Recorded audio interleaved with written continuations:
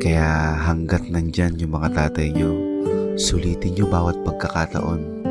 I-celebrate nyo kahit walang okasyon. Kasi hindi natin alam kung anong pwede mangyari sa mga susunod pa.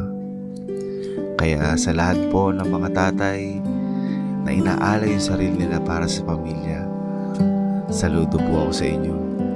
Happy Father's Day po sa inyo lahat.